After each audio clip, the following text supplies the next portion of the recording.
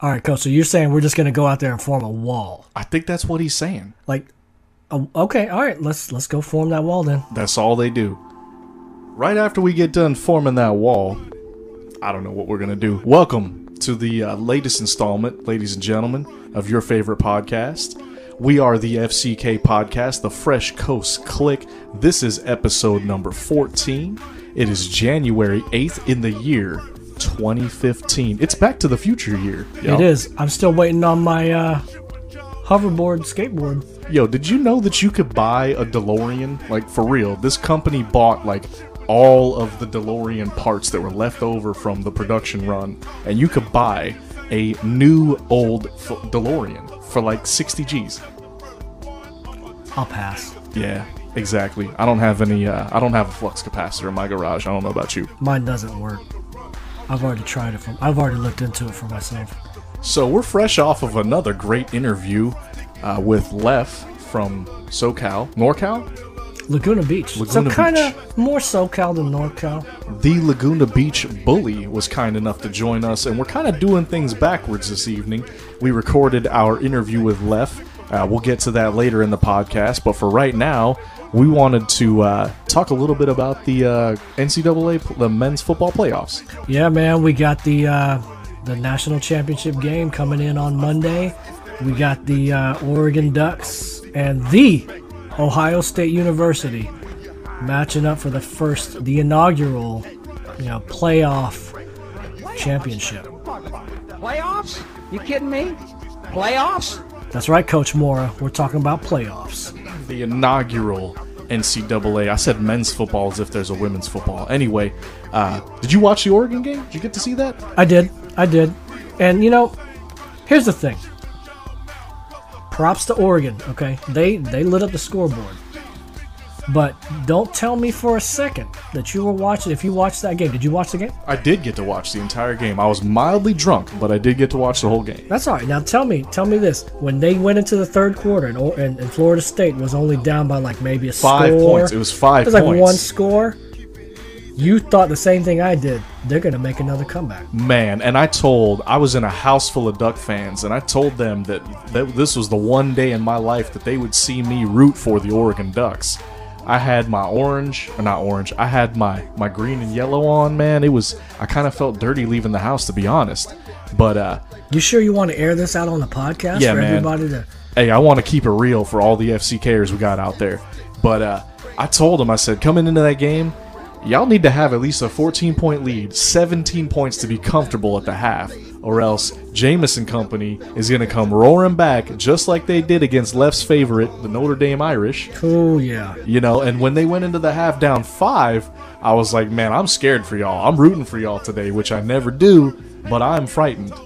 I mean, and it's Florida State found themselves in familiar territory, and they had Oregon right there, right where they wanted them. The only problem was that Oregon managed to force, was it 4? It was 3 turnovers in the quarter, I want to say. I think it was 5 total turnovers. 5 total, it was mostly 3 in off the of quarters. fumbles. And I think 2 were returned for touchdowns in the third quarter. Now, here's my takeaway. I was just thinking about this on the way up here tonight.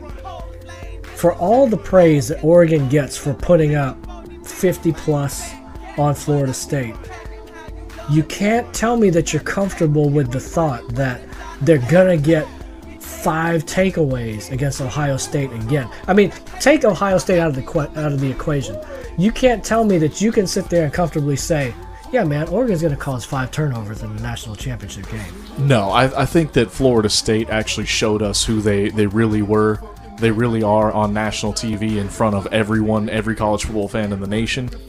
And that is a team that is suspect. They've rattled off, 19 straight without a loss? It was like 27. They hadn't lost in nearly 2 years, man. They hadn't lost in a while. 27 is like damn near 3 years. Nah, man, because they play like almost 15 games a year. Urban Meyer was just talking about that today, about how he wants to have more scholarships if they want to keep playing 15, 16 games. He wants to have like 15 more scholarships or something like that, just because of the fatigue factor. But bottom line is, they won a hell of a lot of games in a row. Right, and then that's you're right. That is the bottom line. But, they should have lost at least 3 games on the schedule this year, one of which was to Notre Dame. Oh, for sure. If it wasn't for that phantom call, that PI that never happened about 15 yards away from the play, that would have been a loss right there. They should have lost to Georgia Tech in the championship. I agree. And they should have lost, I can't think of the third one right off the top. But the point is that, man, I don't know who to root for in this national championship. Like, I hate Oregon. I'm not a fan. I think they're soft. I think they play in a weak conference. I think that they have a great offense, a very prolific offense. I don't think the defense is as good as it looked against a really bad Florida State team. No, they were. I don't think it was a really bad Florida State team. I just want to know what Florida State's offensive game plan was going into that. I don't mean to detract you from from what you're saying, but there was a lot of room for question there from how Florida State chose to attack that Oregon defense, knowing that they had their All-American cornerback out for the game. So for the record, and you're right. Efo was Yes. gone for the game, but, and the freshman that played in his place got burnt on a couple of plays. I can't recall them right off the top, but it was 5 total turnovers, 4 of which were fumbles lost, 1 pick. Yeah, I mean, it's just you can't possibly feel comfortable assuming that that's going to happen again in the national title game. I mean, and you know what? I don't know who to cheer for either. I hate to almost. I'm at the point now where I hate to root against Ohio State, just because they did beat Alabama. Exactly. I was just gonna say, I had outstanding bets that if Bama faced off against Oregon, I had 2 jokers that were going to give me Bama straight up, no points. So I was like, man, that's money in the bank. Are you kidding me? Yeah, that would have been. Here's what we know. Ezekiel Elliott put on a hell of a performance against a really good defense. So you honestly mean to tell me that Oregon is going to hold Ezekiel Elliott and the Ohio State offense to less than 200 yards rushing? I don't think so. That's what I'm saying. I mean, it's going to be a good game. I'm really happy how this playoff season, the inaugural season, has turned out. I mean, this has been this has some intrigue to it. I'm excited to watch this game on Monday. I'm excited to watch the game, but I don't really have a horse in the race. No, I don't either. I kind of want Oregon to win just because they haven't won it, and it's when's the last time? Has Oregon ever won a national championship? They've never won a natty. Oregon's never won a natty. But I don't want to hear it from all these Oregon Duck fans for the next year. Well, here's the thing. It's I take solace in knowing that a lot of these purported Oregon Duck fans, like you've mentioned this on the podcast before, they didn't even go to the University of Oregon. So it's like, they're just bandwagoners, man. You just gotta shake them off. It's like, that's cool, man. It's like when you run into a New England Patriots fan. Right. That's like doesn't even know where New England plays, where their stadium is located. Now, if you can't tell me anything about Bill Belichick and his repertoire of cut-off sleeve hoodies, then you're not a real Patriots fan. I saw a picture of him rocking, it looked like he was rocking man prees at a presser the other day. He was not rocking man prees. He was, dude. They caught a shot of it. Oh, Lordy. Bill Belichick just does whatever the hell he wants, man. And he can. He's Bill Belichick. Yeah. So, anyway, who do you got for the game? Who do you got for the game? I got, man. Who you got? Gun to your head, straight up. I'm not talking about any spread or anything. Who is going to win the national title on Monday? The Ohio State University. I think they will too, man. I mean, I hate to say it, guys. I hate to say it, Duck fans. You guys are like in my backyard. I mean, actually, you know what? I take that back. I'm in your guys' backyard. Yo, man. We're imports here. We're in y'all's backyard. It's surprising. I just have a feeling that I just don't think it's going to happen. It's going to be difficult at best. I don't think Ohio State is going to turn the ball over 5 times. I just don't think they're going to do it. I don't think so either. That's going to be. They run a similar enough offense, like as far as spread style and like run the ball. Cardale Jones is a freaking. He's a load. He's like 250. That dude's huge, man. He looks like a He's thick, an inside linebacker. He looks like a thick version of Vince Young. Yeah. He looks like a black Ben Roethlisberger. Except for without all the rape charges. There you go. Allegedly. Right, the rape allegations. But yeah, man, I think Ohio State's they're gonna pound the rock, control the clock. Ezekiel's gonna go off for, I'd say, I don't know, 200, 220. You think he went for what, 230 against Roll Tide? I saw somebody rocking a not only a Roll Tide license plate frame, but their vanity plate read Bama Girl. Nice. So, shout out to whomever is rocking that SUV with the Bama Girl license plate and the Roll Tide plate frame. Although about the only thing that's rolling this year is those tears off your face, man. I'm sorry to say it.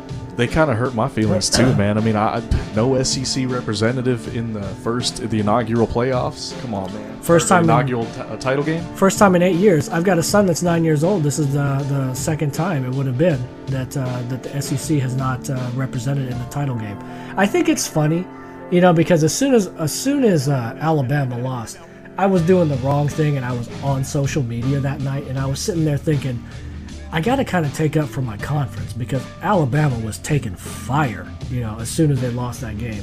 But, I reminded myself, it's the first time in 8 years that the SEC hasn't been in the national title game. So, I mean, seriously, guys, these other conferences need to chill out, man. Man, I can't even tell you how eager, when I rolled into work on Friday, January 2nd, the old dude that sits behind me at work he's a front runner fan. So whoever is the leader in the 12-pack conference, that's his team for the year. So he's a Clippers fan? Man, exactly. So he talked up so much leading up to this game, and I did too, because I was confident that Alabama was gonna be in the national championship game and then stomp whoever they had to play between Oregon and FSU.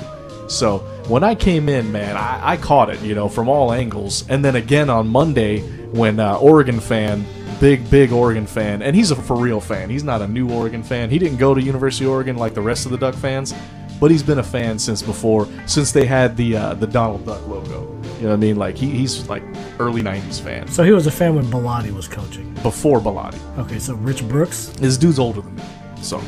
Okay, so he's a legit fan. For real. And that's fine. Like, I've been talking a lot of all year, so when it's time for me to come in and eat my crow, I should have brought a bottle of hot sauce for all the crow I had to eat, since Alabama just, lost. For the record, Ezekiel Elliott went 20 carries, 230 yards, and 2 touchdowns against Alabama's running. And look, man, just be ready, Oregon, because that was against a top-flight defense. I mean, I'm not trying to knock Oregon's defense, but I'm just saying, I mean, if you look at it and just take your bias and put it aside, for a fact that Alabama's defensive front seven is probably better than Oregon's defensive front seven. I mean, just call it like it is, man. Exactly. You know what my retort was to all those jokers that were pitching me endless amounts of hell after Alabama lost? What's that? I said, you know what? 7 out of the last 10 years, the SEC has been the national champion. So you go ahead and give me everything you got. I'll take it. Enjoy this year. Because, gentlemen, 70% of the time, it's the SEC in the national championship by a long shot. And that really is the case. I mean, we'll probably come off as SEC homers, which, I mean, we are. I mean, we have, by birthright, we are SEC fans. But it's just, I mean, if you just look at it, I mean, the SEC has been to the national title game, for 8 years straight. I mean, they won every single BCS national title except for the very last one. They sent both representatives to the national title game one year. Exactly. They produce more NFL talent every single year. And they maintain, more importantly, they maintain more talent in the league. So they're not just drafted on the fact that they are from the SEC.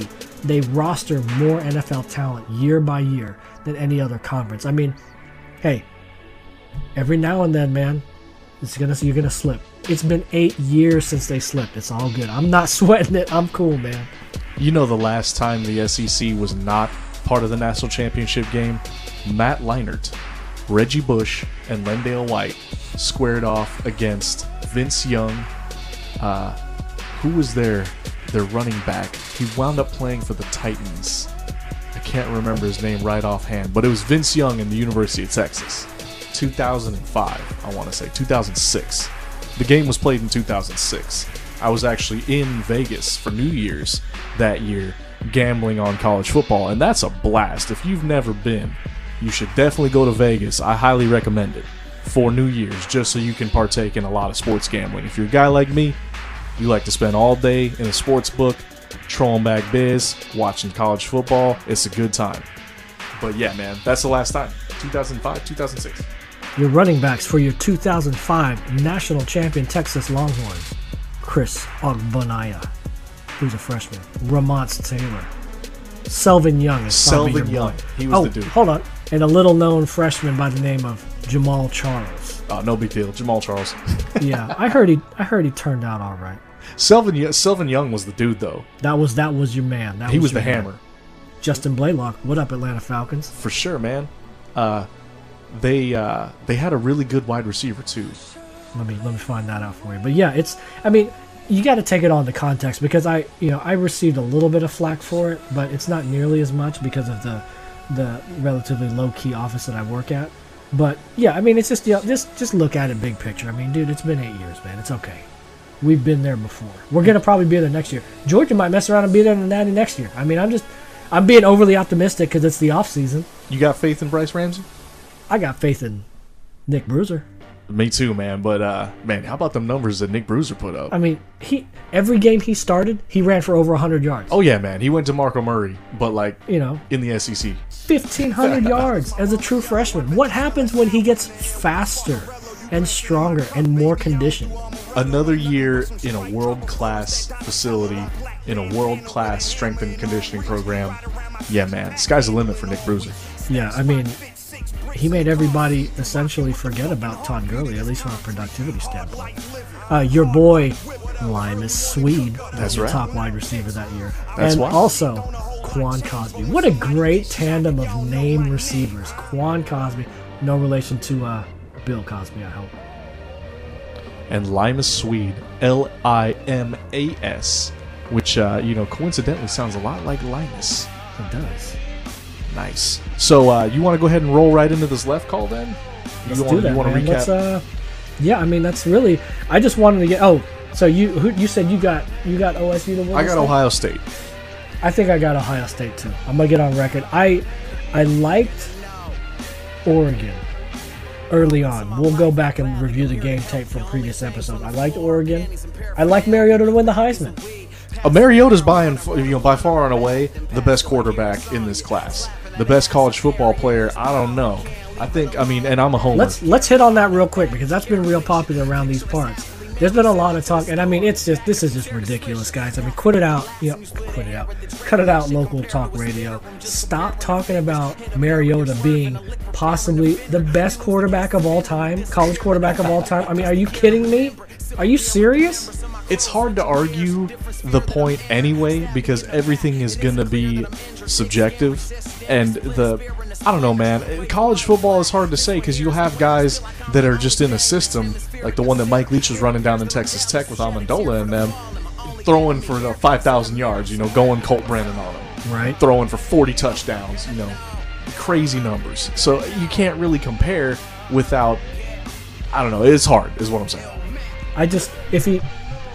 If he wins the national title on Monday, he can get into the conversation as maybe top 5. I'll immediately put him in the top 5 status. As of right now, he's not in the neighborhood. He's got video game type numbers. He's got on his career, he's got a 10-to-1 touchdown to interception ratio. It's absurd. But and I don't even want to bore the listeners with going into more advanced breakdowns of that. What's the cause of all these touchdowns? There is a system that he's playing under. Like you said, Texas Tech, Hawaii, those guys put up humongous numbers, and it doesn't really translate. When you're slinging the ball 60 times to 4 and 5 wide receivers, all game long. It just doesn't add up. I hate to say it, because I really don't think he amounted to much beyond this college career, but Tim Tebow is probably the most accomplished college quarterback of all time. I mean, he's a Florida Gator. I hate the Florida Gators, so I hate Tim Tebow, but the dude produced in college. Man, and it's amazing when you look back at the It's numbers. ridiculous. So let me just go ahead and throw this out there. I hate Tim Tebow for his time at the Florida Gators. I hate Tim Tebow for that circus of a career that he had in the NFL, but I gotta give it up for the work that he's doing in the Philippines, building a hospital out there. Right. Yo, salute, man, because I for real, I was the biggest Tim Tebow detractor out there. And then you realize that he could technically be considered Filipino because he was born Right. there. You know what I mean? And I'm like, dang it. And he's a decent dude, man. I know, sus my sip. I mean, the dude is doing good things. He's doing big things. So finally this year I turned a new leaf on Tebow. There you go. And good on you, man. Good on you. Yet, let the hate out.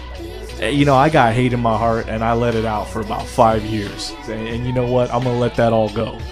Because Tim, you're doing big things, and I appreciate that. But let's go ahead and roll these numbers out. Marcus Mariota, career at Oregon, 103 touchdowns, 13 interceptions. Ridiculous. Nearly right? 10-1. Ridiculous. Solid 9-1. 31 touchdowns on the ground. So that's 134 touchdowns total accounted for, right? Okay. Tim Tebow, 88 touchdowns to 16 interceptions. So he's not as prolific of a passer. As a passer, which we all knew, Right. We're not going to mistake him for a throwing quarterback. Take a guess at how many touchdowns he accounted for on the ground in his career at Florida. In his career, he threw for 80. He threw for 88, almost 90. Man, I know he ran for a bunch. A lot. 60. Close. 57. Goodness gracious. I mean, 57 rushing touchdowns. That's what I'm saying, man. That's what? 130, 145. So, if you want to just look at raw touchdowns produced in 145 college. for Tim Tebow, 134 for Marcus Mariota, 13 interceptions for Mariota, 16 for Tebow. And keep in mind, I mean, it's almost funny how they're juxtaposed that Mariota is the running quarterback. Running, quote unquote. Y'all can't see that until we get this HD camera up in the FCK pod. Hey, but we need to get 100 steady subscribers that we're gonna drop the camera in the studio. I laid the challenge out because my brother was saying he wants to put a camera feed in here, and I said, you know what? When we have 100 downloads week over week, 100 consistently, we'll just say 3 weeks, 3 weeks in a row, 100 downloads, and I'm talking all medias. So the Dropbox, the Bitly link that I'm putting out there, the YouTube, Some iTunes, views. and Stitcher. I'm talking 100 consumptions. So whatever medium they choose, 100 a week. Let's make it happen, guys. Come on, FCK Pod Nation. Let's make this happen. I mean, we'll look back at this in maybe 6 months when we got a following. But you know what? This is the time. This is when you're buying into the stock at the ground level right here. And then you could sit there and say, you could sit back and this will be a story for the grandkids. Back when I was your kid's age, I tuned into this one podcast out of nowhere, broadcasting from the palatial estate out in Camas, Washington. And these guys blew up. And your grandkids will be like, what's a podcast? Man, what the? Yeah, what the is a podcast? Y'all used to listen to people talk? I mean, we just got that direct import in like Johnny Mnemonic. You just put a plug in the back of the head style. I know Kung Fu. So, I don't mean to derail because that's hilarious. Anyway, sorry about that. I just pulled up Colt Brennan's stats. Let's just say Colt Brennan, right? 131 touchdowns, 42 interceptions in 3 years at Hawaii. I mean, it just goes to show, guys. I mean, I give all the credit that I think Mariota's due. He's a phenomenal quarterback. Probably the best quarterback. Dan Fouts was a duck. Was Fouts a duck? He was. Okay. But see, the only other duck I could think about is Dennis Dixon. Joey Harrington. Harrington, right, Joey. He's arguably the best quarterback that the Oregon Ducks have ever produced, and we're just talking from a collegiate level. You can't compare you can't add in like professional career after the fact.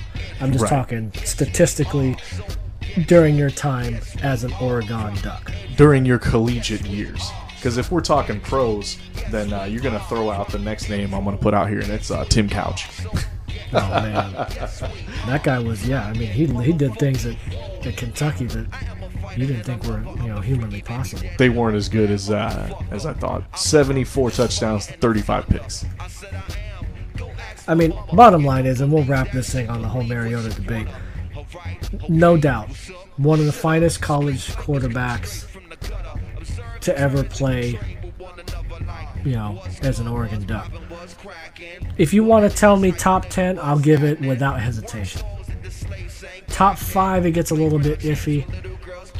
Anything beyond that, I mean, you're drinking too much Duck Kool-Aid at that point. I cannot imagine him being anything better than top 5 right off the top of my head. Top 10, man. I'll put him in the top 10. Yeah, easy. top 10, no question about it. I'm gonna look up one more dude just to throw a final log onto this fire. While I'm doing that, speaking of college, I mean, you guys will hear it in the interview, but Leff, he mentioned he's a Notre Dame fan, so man, he must have been. I mean, he was hurting from the FSU game when they lost on that questionable call. Man, Notre Dame bed the last half of the season, man, like 4 or 5 games in a row. They did not look very good. I'm looking up to see who the Texas Tech quarterback was, and it's not coming up immediately. But the point is that a system, and having the right pieces around you, like you can't. It's hard to draw the comparison in college, harder than it is in the NFL, if you ask me. For sure. I mean, I think in college there's a lot more. There's a lot more opportunity, like you said, to play in a friendly offensive system. There's an opportunity to play against a tier of competition that's not going to be equal every week or every season. I mean, when you get to the NFL, I mean, everything normalizes a lot there. I mean, you're going to see similar quality teams almost every year. I mean, parity is a big thing that the NFL has managed to achieve, and so there's not a whole lot of slouches outside of, well, I hate to say it, but outside of the NFC South. The NFC South was terrible this year, and I'm glad that we didn't limp into the playoffs just to get eliminated in the first round. No, I agree. I mean, come on, man. I mean, I tell this to anybody that I get to talking about the Falcons. I've been a Falcons fan for 20 plus years, so I'm not in a hurry to make the playoffs. I've seen them make the playoffs. I think the only time that I've ever cried over a sporting event was when the Falcons made it to the Super Bowl in '98, when Morton Anderson hit the game-winning field goal.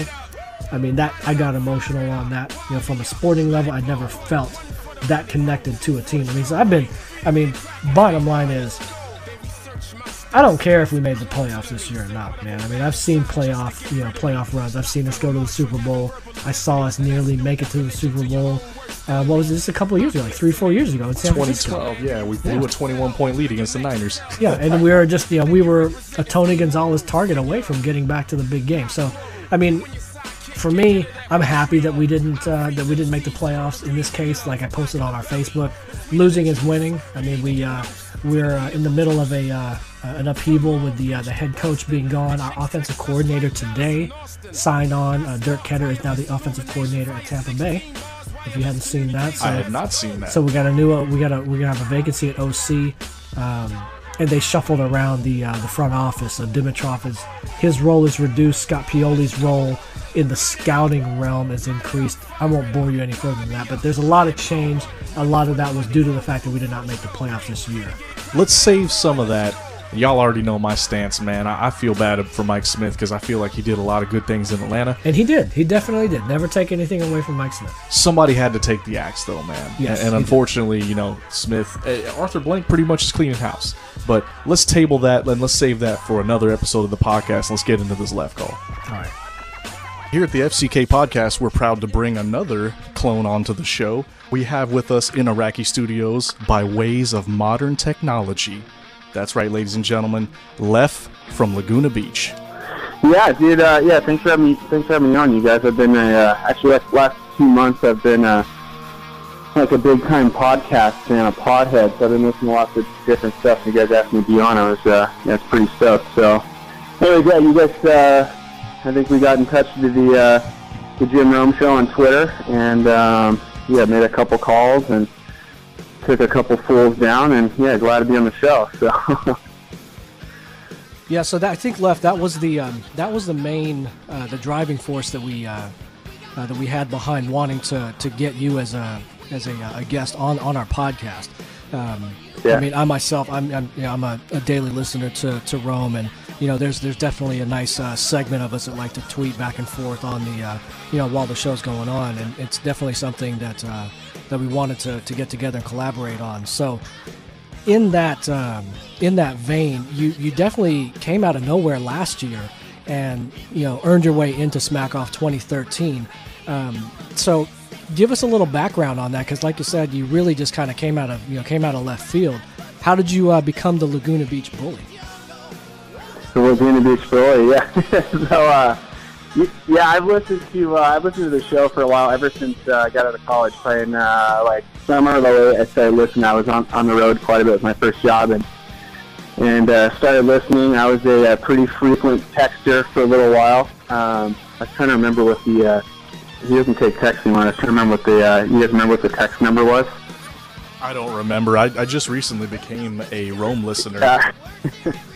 Yeah, so that's like I'm already out of date on one technology resource, but I'd called in a few years ago. I talked to Jay Stu, and I was going to get on, and then didn't get on. But I've got a couple of buddies that listen. And we always kind of rap with that jungle language and all that. And then last year we were watching I think it was the NBA Finals, and Tim Duncan did that weird ball hold thing before the game, and I was like, dude, I gotta call in and lob this to Rome and get on the Smack Off. And it was for the golden ticket. So I called in, and I forgot to kind of go over what the heck I should say when he answered the phone. And he's like, what do you want to talk about? And I was like, so I was caught off guard a little bit, but I got on, and I think I was inside a Jamba Juice and made that first call, and then ripped the golden ticket inside a Jamba Juice, and then I was all stoked, and then I was a little nervous because I had to make a Smack Off call in about 2 days after that. So, dude, that's awesome. But ever since then, I was glossed the Laguna Beach Bully from my Smack Off call. So. Yeah, no, that was definitely impressive, and for anybody that was that listened in, you actually I caught where you made it into the year in review. So that was definitely definitely something something to a notch to add to the belt there. So yeah, for sure. Being from I'm assuming that you're from the Laguna Beach area. Do you have any rooting interest in any of the sports teams from that area? Actually, I grew up in Northern California, so I'm right outside San Francisco. So I don't have too many. Actually, it's kind of a funny story. So I'll kind of start this. I'm a big Dolphins fan, and going back to your question before with the Laguna Beach Bully, that all kind of spawned off because I'm a big Dolphins fan, and the whole Richie Incognito bullying thing I worked into my Smack Off call and a couple calls after that. So that's kind of where that totally came from. But anyways, grew up in San Francisco. The 49ers are always they were ripping off Super Bowl titles, and they're all good growing up. And all my friends at school and everything were 49er fans, so it was a tough go for me. I was just a big Dan Marino fan. And so as far as like Southern Cal sports go, I always lived up there. My dad was a big San Francisco Giants fan. We had season tickets to he's had for ever since I was born. And then in '89 he sold that to one of his company he had and took the year off. We went to every single game for the Giants. Nice. And even that earthquake game we were at, which is pretty cool. But as far as SoCal teams, I'm kind of a cooler. So I moved out of San Francisco, went to college down here in Southern California, and kind of got off the Giants because they were all 49ers fans anyways. And then they ripped off three World Series, and then I started liking the Lakers and put them into the tank. So I'm kind of a cooler. But Dolphins, Lakers, Notre Dame, so I'm kind of all over the place. And then whoever else I have financial investments in on a night-to-night basis is kind of what I root for. Of course, that's always a vested interest in a team. I like exactly. Watching one right now, actually. So. Right on, man. I like that we have a shared hatred for the 49ers. We both grew up as Falcons fans. Oh, you a 49ers fan? Negative. We both grew up as Atlanta Falcons fans when we were still in the NFC West. So we received... When they're in the West, yeah, for sure. Right. We received a handy ass-kicking from the 49ers every year of my youth growing up. It was awful. Yeah, so, I was always... I still am like this, too. I tried to get off it a little bit this year, and it actually worked out for me, so I didn't make the playoffs, but I would be, just almost as invested in Dolphins games, I'd be invested in whoever is playing the 49ers, and just to rub it in with my buddies. So that's just kind of how I was rolled for a long time. So being a Dolphins fan, if you're an NFL franchise, do you sign Incognito knowing that he's a big bully in the locker room? If I'm the owner of the Dolphins, another franchise, not the Dolphins. But any other team. I mean, the dude can play. He was, I think he's been in a couple Pro Bowls with us, and the guy's mean and nasty in the trenches. And that whole thing was, I don't know. I kind of attribute it to the coach, with Coach Philbin. He's a little soft, and he kind of likes to run things. So he likes to run things and doesn't want any kind of weird personalities in the locker room. It seems like so. That I think got a little blown out of proportion. It was actually kind of cool for me to actually see our team on SportsCenter on getting a little news coverage. So I was cool with everything. Yeah, I think it was actually kind of funny. I remember when Incognito was making rounds and going to different teams. They were talking, probably jokingly, about having him sign with the 49ers and then having him line up on defense because Martin was he was with the Seahawks. Or still is with the Seahawks. Jonathan Martin signed with the 49ers. I have it backwards. That's right. Have Incognito sign with the Seahawks. So then for 2 games a year they can line up on opposite ends of the of the ball and then just kind of go at it on the field.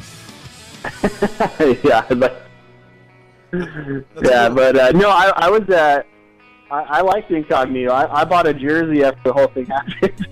He got a couple workouts this year, but he didn't make it in any other squad this year. But he'll be back at that. Someone will sign him. He's a good player. So. I wouldn't mind the Falcons signing him. Our offensive line was shit this year. We could have used him. But I don't agree with having that cancer in your locker room. I don't like that for team chemistry. But who am I? I'm not an NFL front office guy. What do I know? I read all the. It was actually kind of cool. I went through all those. I forget who posted it last year when the whole thing was going on. They put all those text messages out and stuff. I don't know. It was the same type of stuff we would say to buddies in college or whatever. And I'm sure most teams have that kind of interaction. And it didn't. Yeah, some of the stuff was a little gnarly, but it didn't rub me the wrong way or anything like that. So. Yeah. So let's bring it back to the jungle a little bit. So. There's this growing turf war. Of course, you've got the Midwest Mafia, and you've got Mike leading the Mafia there, and then of course he was the Smack Off winner last year, and then Mark was the runner-up, and then there's a really strong contingent of clones in the California area. You've got yourself. You've got Mark, who came in second place last year. You've got Brad in Corona. You got Vic, who's won it, in recent years. How do you feel about the other guys there in your region? What if even even a more controversial guy like Trapper? Yeah, don't worry, dude. I keep a full scouting report. I break down video of all these guys every week. But all the guys in everyone's pretty cool. I've met a couple of the guys that you talked about. I've met a couple of the guys that call into the Smack Off every year, but. Yeah, it's kind of funny. I know you're talking about Midwest Mafia and California Mafia. I don't really subscribe to any of those per se. But I was. It's kind of funny. I was thinking about it and just kind of the geographical difference of everybody. We don't have any good East Coast callers, and I was kind of thinking what's up with that. But I don't know. I was thinking maybe we need a couple of that bad blood out there. They take stuff pretty seriously. You know, Rome. You know how the language goes and making fun of stuff and making stuff kind of light, but Yeah, I don't know. Those guys in the East Coast, I don't think they take stuff as lightly as we do maybe in California and the Midwest. But Trapper, yeah, he's all right. I don't know. I was thinking about having him over to do a McCarthyism, anti-communist, maybe a live nude model of him. But I don't know. He's all right. He's got his brand, and whenever he calls in, I think people listen. They like to crack on him, so it's all good. But yeah, Mark's pretty good. I was listening to his call live last year in the Smack Off. I kind of thought his call kind of sucked, and he got second place, and I was like, what the hell? And then, but listening back, but I was like, dang, he was in a hard spot, and he got off some good shots. So after listening back to it, I was like, dang, actually, that was a pretty good call. Yeah, the way that he was able to scramble back after Mike came in and sniped it with Shale on the tandem call. I mean, that was when Shale picked up on the other end of that call. I mean, I was probably like what everybody else was doing. I mean, I didn't know what to think. I was like, this can't really be happening, right? I mean, that was nuts. And for Mark to come back and actually like recompose and actually get his call off. I mean, that was definitely good on his part. Yeah, it was rad. I was little insight from my base camp from my call. I made my first call. We had like the gold ticket call, and then I was in a week later. So as you kind of go, you get a little more comfortable and like putting your phone on sleep mode or whatever. Because my first call, I got someone calling in to me, kind of like ruins your flow a little bit. But so for the Smack Off call, I actually put in. I have two little like fences, and then my walkway, my front door, so I put a little tape across it with wet paint on it, so I wouldn't get any UPS guys coming through or anything. But after I made my call, it was all good. I took it down, and then during Mike's call, I heard his first part, and then I had a neighbor come by because I was drinking beers before I made my Smack Off call, so he came by to have a couple beers, and then knocked on the door right kind of when Trail came on, and then we were kind of talking. I got back to listening, and I was like totally stunned. I was like, what's going on? Because Snap Trail's in the phone, so I almost kind of missed it live, but kind of picked it back up and figured out what was going on. So that was a pretty rad call. It's definitely. I'm looking forward to this year and seeing how the West Coast strikes back, basically, because it's been a nice back and forth. It's definitely something that's it's really picked up a lot of steam. Talking about the Smack Off in the last couple of years, and like you said, it's definitely nice to have kind of have that bad blood between the California callers and in this case basically just Mike.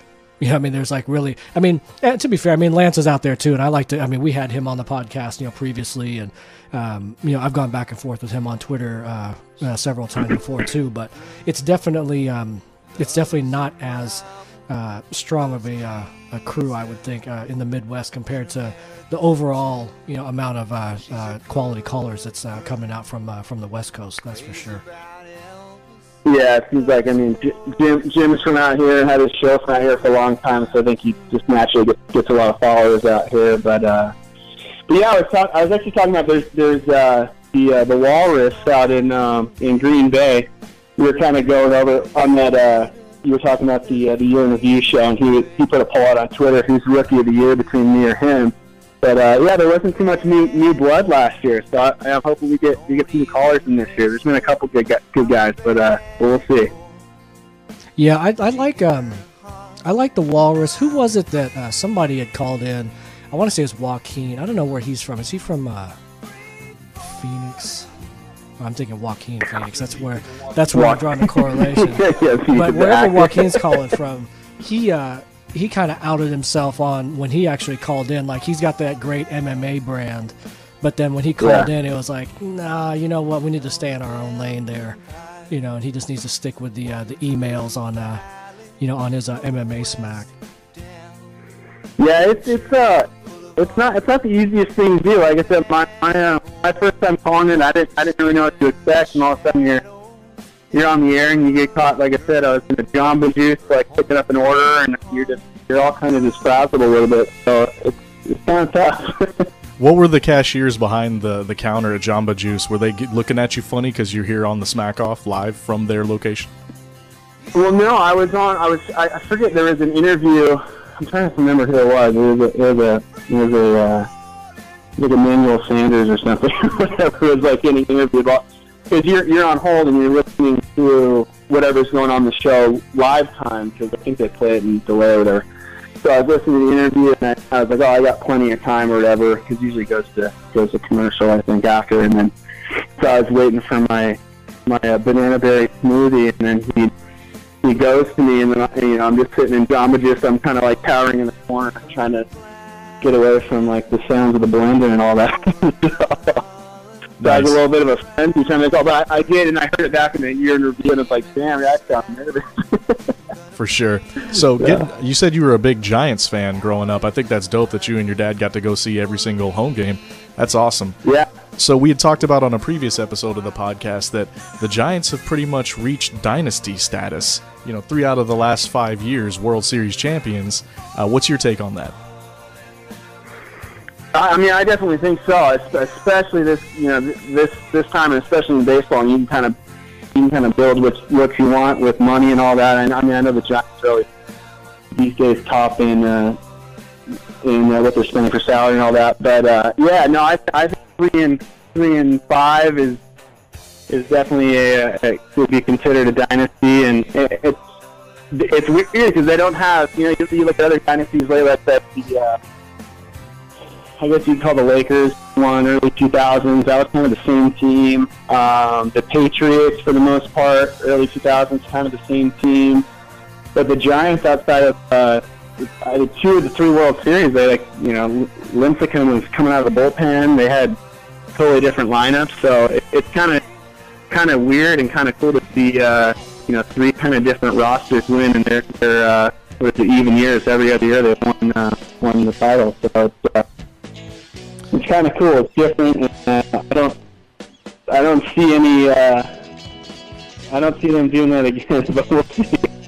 So you're not too confident in them making another run at it next year, then? No, they don't do well in odd years.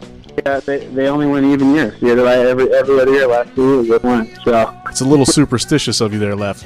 One of our Midwest correspondents is a huge Royals fan, and do you see the San Francisco Giants going the way of, and I haven't looked up their current payroll, but do you see them going the way of the Kansas City Royals and kind of losing a lot of what got them to the series next year with incoming salaries and all that? As far as just not spending as much money, you mean, kind of like Moneyball type thing? Right. Yeah, I don't think so. I mean, they've seen success in what they've done, and they've always been top 5 or 10 salaries. I mean, across the bay, you got the Oakland A's, and obviously you know what they do. But yeah, the Giants are always kind of top in salary with the new stadium. They get good attendance to games, and they always win some money. So I don't think so. I was actually surprised. Like we were talking about the Giants in a previous episode, and it took me off guard just how high up in salary they were at, because it doesn't. The thing about their roster structure is they don't have any of like these huge name guys. I mean, you could argue that Bumgarner is now like a household name, and maybe Lincecum was a few years ago, but there isn't just like this like murderer's row type of roster where you just have like tons of huge names up and down the roster. Yeah, like the Dodgers. There you go. Yeah, I mean, you've seen that though with the Dodgers. You see some of those Yankee teams kind of fizzle out, and then you see those small ball teams like the Royals, last year. That the A's are always kind of in the mix. I mean, it's just manufacturing runs and good pitching, and you look at the Giants' good pitching between. I know Kane he wasn't in this year, but Kane, Lincecum, Bumgarner, those are all guys in the farm system. So that's stuff that you can kind of cultivate and just by good drafting and getting those guys up early. I think Bumgarner pitched in the 2012. I don't remember if he pitched in the 2012 World Series or not, but yeah, I mean, he's definitely household name now. So. Yeah, that's for sure. I was the argument that I had about the whole three titles in 5 years and is that dynasty status was that in the 2 off years the Giants didn't even make the didn't even make the playoffs. So that was always my argument against that. That while I can't consider it a dynasty because they had clear drop-offs every other year. I'm a Braves fan, so I saw the kind of the opposite end of that, where we won the East and got to the World Series so many times over the 90s, but we had one World Series to show for it. So they get talked about as a dynasty all the time, like throughout the 90s, but I kind of wish we had one more World Series than the one from '95. Yeah, I kind of mentioned it earlier that it's kind of a testament to what they're doing and how they're, like I said, cultivating their farm system and then signing the right guys. And like I said, each title was a completely different roster, up and down, even pitching staff too. So, it's the only kind of constant could be Bochy. Bochy was there for all three, and I'm trying to think of anybody on the what's his name? The catcher was there for all three titles, right? Posey. Yeah. But any other constant? I don't think there's any other person on the offensive side. Maybe Brandon Belt was there in 2010. I'm not sure if though, but that kind of testament just winning culture, coaching. I think is a big deal, and just not in baseball, but in all sports, that usually seems like it's the constant. So. The only other name that comes to mind for me is Sandoval, but I couldn't remember if he was there for the first one. Right. Yeah, no, you're right about that. He was there in 2010 too. I don't know. I was just trying to think if he was there. I'm going to look it up real quick. Stat guy, can you check that for us? For sure he was there. Is Sandoval, is his contract expiring next year? When is he due? He's in Boston. I believe he signed with the Red Sox. Oh, right. He took the money. He took a big money deal to go to Boston. He was good. I've got a good story about him actually. So I have my brother-in-law, my wife's brother, played in the Yankees organization for about 8 years, and I have a good story about him in Rome kind of in a second. But he always said the best guys he ever played against in minor league ball was always Sandoval. But he's got a kind of a cool story. Speaking of that, he went to Santa Barbara like Rome did. He had testicular cancer and got drafted when he was going through chemo and all that by the Yankees. And right after that was Jim had him on the show, and he did a full on interview on the Rome show, and then he was in the Yankees organization after that. And beat it. Played 8 years, so that's kind of a cool little Rome connection. And then he always said Sandoval was the best guy he ever played against in minor league, which is kind of cool. So. Nice. That's really cool. That's a nice little hidden connection there between several parties there. One thing that I'm taking from this interview, and we took this from after we did the Lance interview too, is it's really cool to be able to kind of peel the layers back and actually get a chance to to talk to Leff as a sports fan. To hear you like break down the Giants roster. When we talked to Lance, he was sitting there talking about the Kansas roster and like the all these different little nuanced things that that real fans are picking up on, and it's something that doesn't get translated over on Rome's show. For obvious reasons. There's definitely there's different things that we all do on that show that we don't necessarily purvey on a regular basis. It's refreshing and kind of cool to to see the other side as opposed to what we just see and hear on the show. Yeah, so like I said, I've met a couple of the guys. Like I've met Mike and Greg in Sun Valley. A couple guys off of Twitter and all that. They go to a lot of those guys went to see Rome's horse race, and you talk a little stud about people that everyone I think listens to the show for the same reason. It's just kind of cool, and it's almost a little fraternity, and it's fun to talk smack about each other and all that. But it's kind of cool. It's everyone so far has been pretty cool, and I enjoy it. So we had Lance on as in a long form format, kind of like we've got you going right now, and we wanted to give you space to respond to Lance's Sadak attack. In any way that you choose, in any way that you see fit. This is your platform, so have at it, Leff. Yeah, I saw it come over on Twitter. I listened to the episode and heard Lance and all that. I don't know. Lance is funny. Like I don't know. I don't even know who Neil Sedakis is, and or the Platters, or whatever song he sings. I'm not bumping that when I'm rolling down PCH here. But yeah, Lance. Yeah, I got a little message for Lance, and I heard him crooning those sock hop love tunes at me, and kind of half expected him to ask me to go steady. By the way, he's trying to get that full version out, even though Rome wouldn't let him on. But no, I'm glad you guys let him on. I can't have that guy showing up in my house like Fiddler on the Roof trying to sing me some songs. But Lance, dude, if you're out there listening, I know you established a brand of general annoyance and perseverance, but can't help but think you got one of those perseverance posters in your office.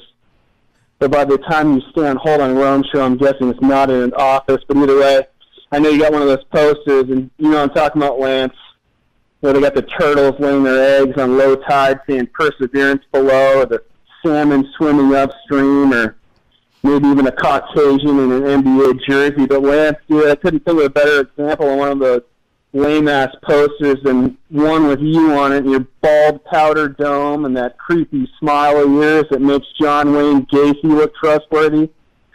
You got your man fupa tucked so tight in those Charlie Weiss khaki shorts. You got a phone stapled to your head, a Sedaka shrine in the background, and the word perseverance right below. Because I can't think of a better sports example of not giving up than that. Jimmy V thinks your will is strong. Ron Jeremy thinks you got a high motor, Lance. But, dude, in the jungle, when you're that salmon swimming upstream, dumb enough to take the bait from Rome and keep calling, or you're just going to be served with some dill sauce and a lemon wedge on the side for the plates for the big boys, all right? So, Lance, keep my name out your mouth and your little doodles, all right? I enjoy coming on and talking with these guys on the FCK podcast, but, Lance, I don't like wasting my time on you. Next question, boys.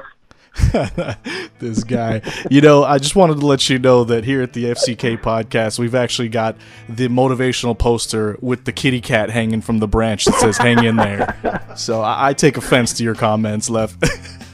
I had to go full Rome take on him for you guys to respond. But I heard a song on here, so that'd be funny. Well, that's tight, man. We appreciate the drop there. We'll definitely run this out to Lance as soon as we get this get this all pressed, and we'll see what he has to come back with.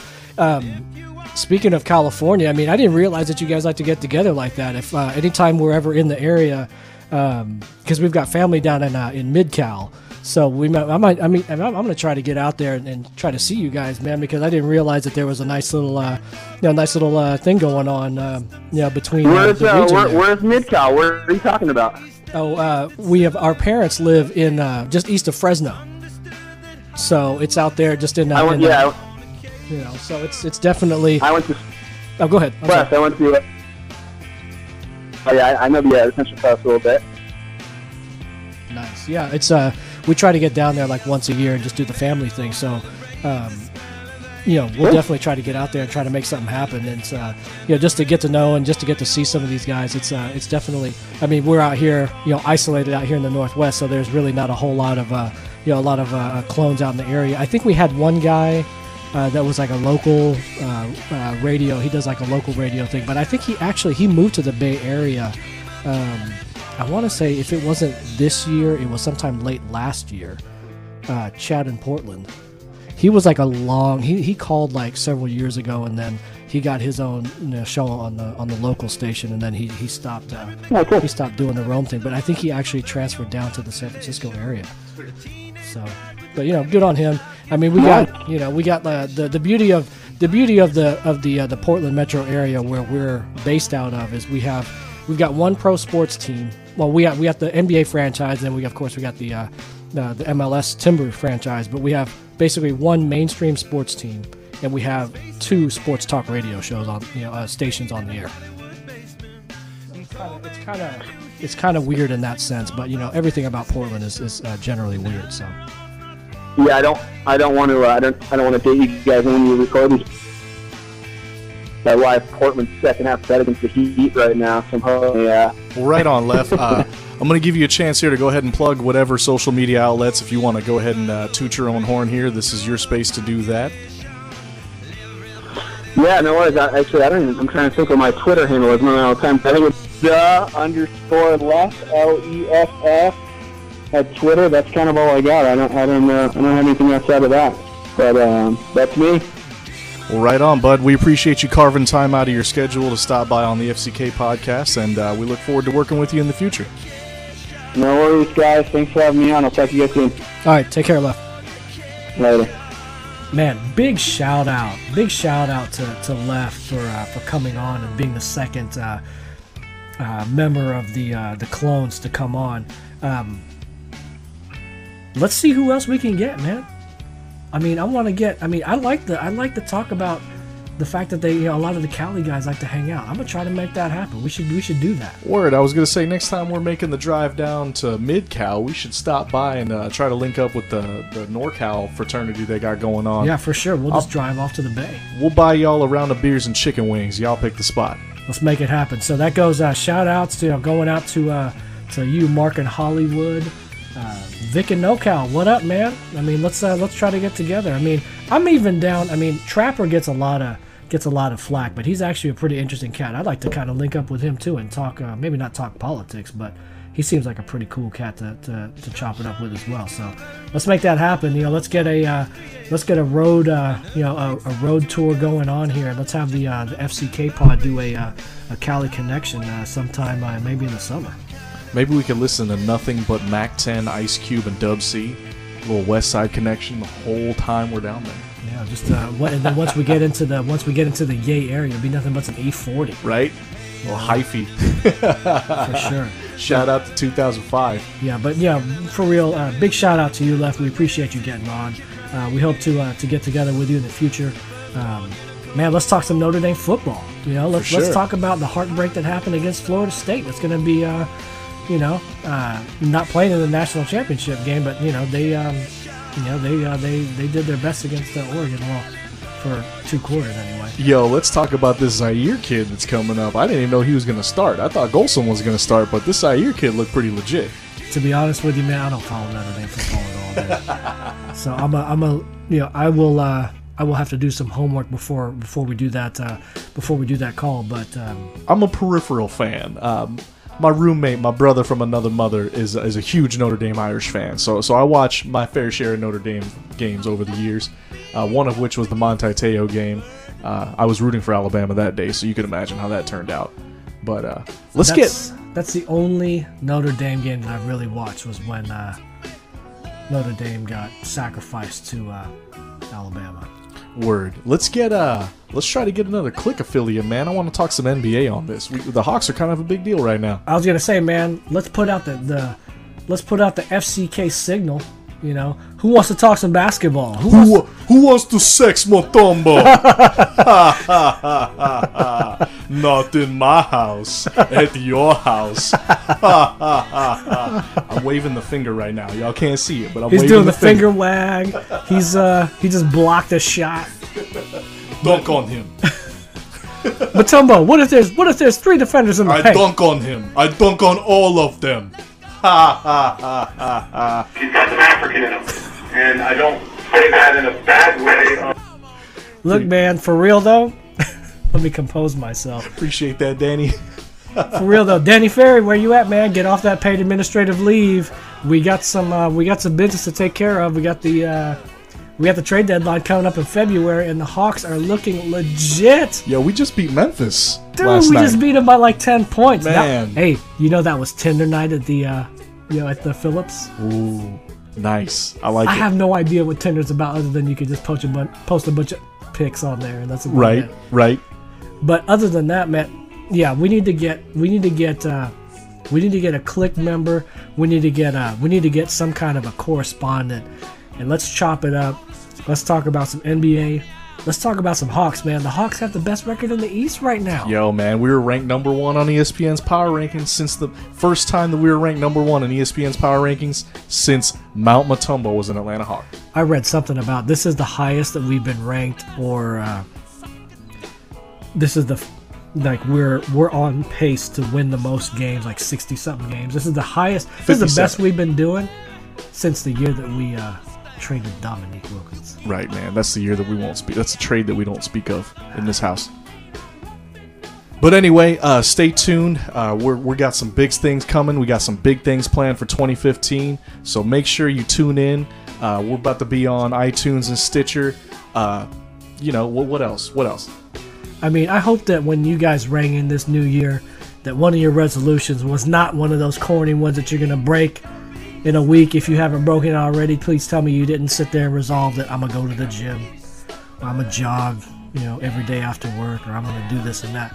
I hope that you guys made a resolution that, man, I'm going to subscribe to this podcast right here. For reals. I'm going to follow these cats on Twitter. I'm going to like, I'm going to hit them with a like on that Facebook page.